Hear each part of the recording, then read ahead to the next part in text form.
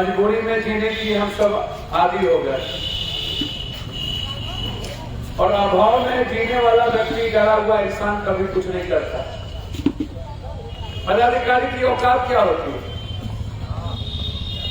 चोर कभी भी चरित्रहीन, चोर, जातिवादी, उन्मादी, जिसमें इंसानियत नहीं होगी वह कभी भी समाज के हित में काम नहीं कर सकता। उसको डरना होगा। आप उसकी बात मत करिए।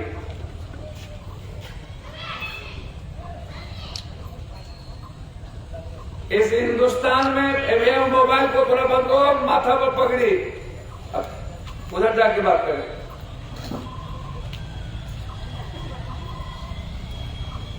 इस हिंदुस्तान में इंसान की कभी इज्जत नहीं है। इस हिंदुस्तान में सांप, छछूंदर, गाय, भैंस, बिल्ली, बकरी, कुत्ता, इसकी इज्जत हुई। सांप छछूंदर की पूजा हुई, कभी इंसान की पूजा नहीं हुई। भगवान की पूजा हुई, इंसान की पूजा नहीं। गरीब की पूजा नहीं हुई, मिडिल क्लास का पूजा नहीं हुआ, लोअर मिडिल क्लास का पूजा नहीं हुआ, मजबूर आदमी का पूजा नहीं हुआ। यह देश हमेशा शक्ति की पूजा है। यह देश हमेशा उगते हुए सूरज को पूजा है, कभी डूबते को नमस्कार करता ही नहीं, और उसमें इंसान कहीं आता ही नहीं। इस देश के बाहर जर्मनी जाइए, जापान जाइए, भगवान को कोई जानता ही नहीं, वहां इंसान को जानता है। वहां इंसान की जरूरत को जानता है, वहां रोटी को जानता है, वहां आर्थिक आजादी को जानता है, वहां शैक्षणिक आजादी को जानता है, वहां एक बेहतर इंसान बनाना जानता है। हम पानी गंदा नहीं पिएंगे, जापान वो जानता है। अमेरिका जाते हैं तो वहां योग्यता की बात होती है। रूस जाएंगे तो हम स्किल की बात होगी, रोजगार की, नौकरी की, जीने की। लंदन जाएंगे तो वहां हम एक अच्छा हवा और एक अच्छी प्रकृति की बात होगी। और जब हम भारत आते हैं तो भूमिहार, जादव, राजपूत, तेली, चौधरी, शाह, पासवान, कलवार, कार, कुम्हार, हिंदू, मियां, मंदिर, मस्जिद, इसके अलावा कभी इस हिंदुस्तान में दूसरी बात होती ही नहीं है। सुबह से शाम भैरव बाबा, शनि बाबा, दुर्गा बाबा, काली बाबा, भोला बाबा, राम बाबा, कृष्ण बाबा, दीपक बाबा क्यों नहीं, केसरी बाबा क्यों नहीं, दुल्हेला चाचा क्यों नहीं, हमेशा बाबा। इंसान मर जाए, हर जाए, किसान ना बचे, गरीबी बढ़ता जाए। नाइजीरिया से भी हम ज्यादा गरीब हो गए। वर्ल्ड में सबसे ज्यादा गरीब नाइजीरिया, उसके बाद सोमालिया, उससे भी ऊपर भारत। कभी चर्चा होती है हम क्या कर रहे हैं? मैं कहां से शुरू करूं? मोदी, मोदी, गोदी, लालू, नीतीश, मोदी के झूठ से शुरू करते हैं।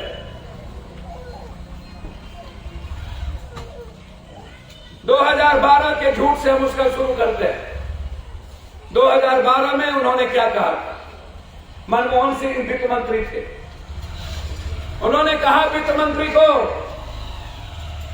कि जिस भारत में 69.7% डॉलर का रुपया बह जाए, वह देश सम्मानित नहीं होता है, उस देश के लोग अपमान महसूस करते हैं,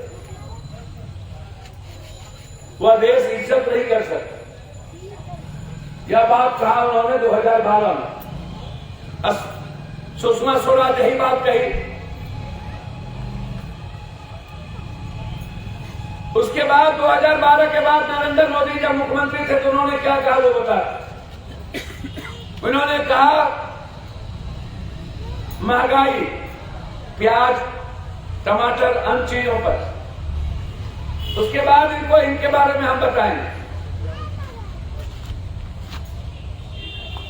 कि जो देश आम आदमी को थोक दे, आम आदमी की बात ना करे, आम आदमी जीने के लायक ना हो, आम आदमी के थाली से रोटी गायब हो जाए, उस देश के पीएम को, उस देश की सत्ता को हट जानी चाहिए। 2019 में इन्होंने क्या कहा? 2019 में इन्होंने कहा कि मैं जिंदा जब तक रहूंगा, यदि मैं आऊंगा तो भारत के किसान के द्वारा उत्पादन किया हुआ किसी भी सामान पर मैं जीएसटी नहीं लगाऊंगा, ना लगने दूंगा, और ताली मत बजाइए, और ना ही कभी कोई टैक्सेस इस पर बढ़ेंगे। उसके बाद इन्होंने कहा कि मुझे भारत में के किसके किसके काला धन है सब मुझे पता है। स्विस बैंक में पैसा कितना है भारत का सब मुझे पता है।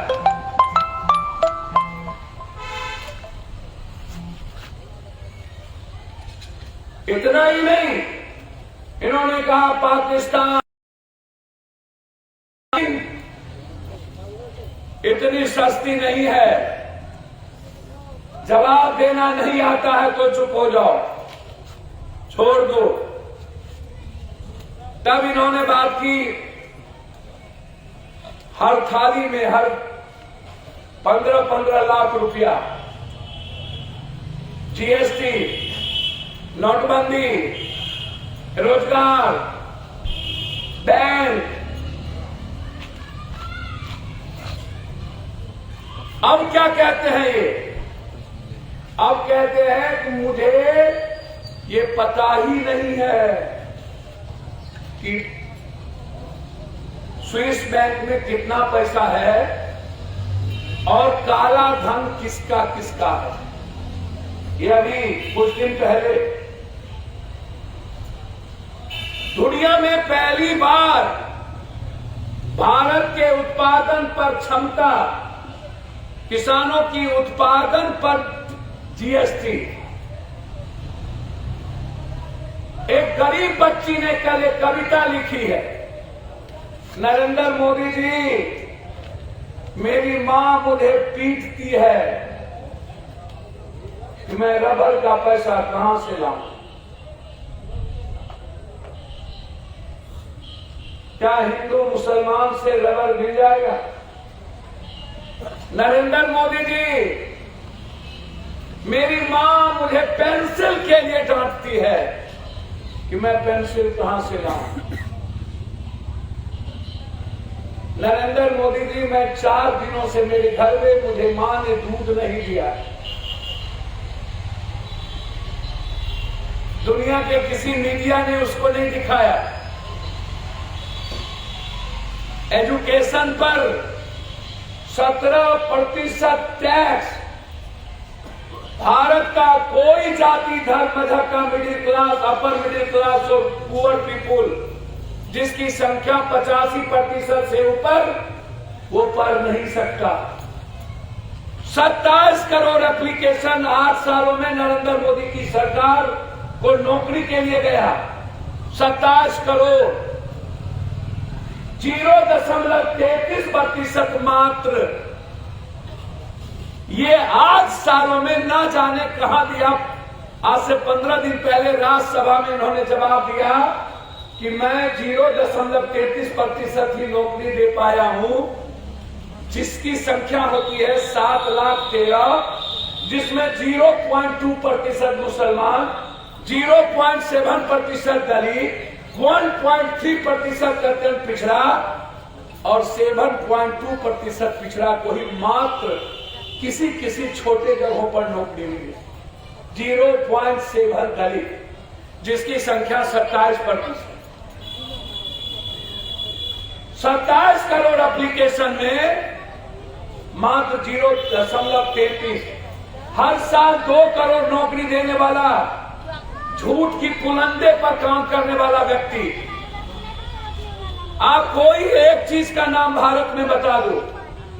चीन हमारे आधे जमीन की ओर बढ़ चुका। पाकिस्तान जब मन आता है तब हमें हिम्मत आंख दिखाता है। नेपाल हमारे जब मन आया तब फौजी को गोली मार दी। नेपाल 1150 रुपया गैस सिलेंडर, दूध से लेकर के कोई दूध की सामग्री हमारे घर में, दाल नहीं, चावल नहीं, आटा नहीं, मैदा पर टैक्स नहीं लगा, क्योंकि मैदा पप्पू यादव बनाता है और आटा पप्पू यादव का मजदूर बनाता है। जो गरीब बनाता है उस पर टैक्स, जो पप्पू यादव के अमीर बनाता है मैदा, उस पर कोई टैक्स, कोई टैक्स। वर्ल्ड में 12 कंट्री, जिसमें पहला कंट्री भारत है जहां 7% से ऊपर महंगाई का दर हमारा हो। 7% से ऊपर। हेल्थ पर 23% टैक्स, हम कुछ नहीं खरीद सकते। एजुकेशन पर 17%, किताब और हम ड्रेस नहीं खरीद सकते। एक एक गरीब तरफ तरफ के मर जाएगा, एक एक मिडिल क्लास मर जाएगा। 900 किसान मारे नरेंद्र मोदी ने, 900। धरना पर जब बैठा बिहार चुप था।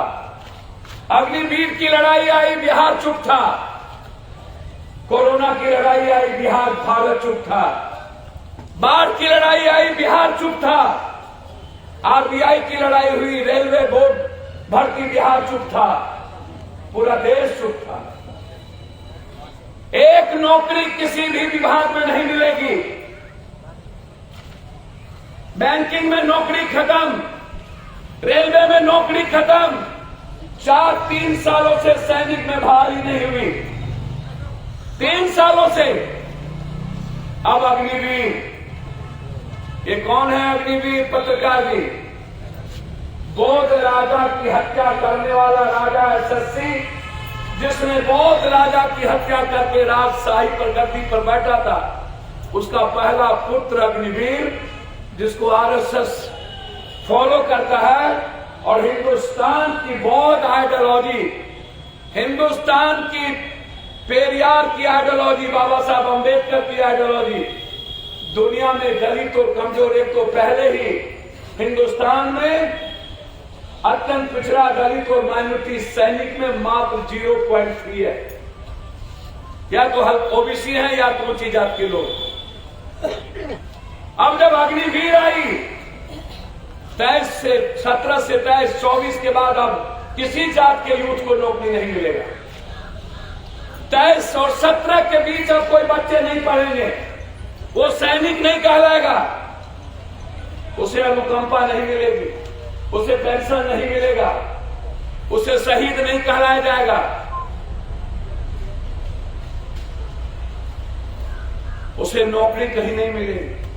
अप टू 25, अप टू 25, मतलब अप टू का मतलब हुआ 1 भी नहीं भी। 24 और 28 के बीच में अब कोई लड़का बहाल नहीं होगा। पहले 41,000 रुपया मेरी तनख्वाह, अब 31,000 रुपया। सालाना 9,000 हमारा पहला काटेगा, दूसरा 12,000, फिर 13,000 और फिर 16,000, मिलाकर 11 लाख रुपया मेरा ही पैसा लौटाएगा। और मात्र एक व्यक्ति को यदि इसमें हम किसी को कह दें कि अभी 1 घंटे के बाद आप मर जाइएगा, सोचिए आपका क्या हाल है। यदि कोई डॉक्टर कह दे कि तुम्हारा बच्चा 2 घंटे मां को जी सकता, सोचिए उसके बाप और उसकी मां का क्या हाल होगा। यदि हमको आप पहले ही बता दिए हैं 3.5 साल के बाद तुमको नौकरी खत्म, क्या हम सेफ जोन में हैं? और यदि सेफ जोन में नहीं है, 3.5 साल के बाद हमारी नौकरी खत्म, तो क्या हम बॉर्डर पर गोली खाना चाहेंगे? हम चुपचाप बच करके समय पास करें।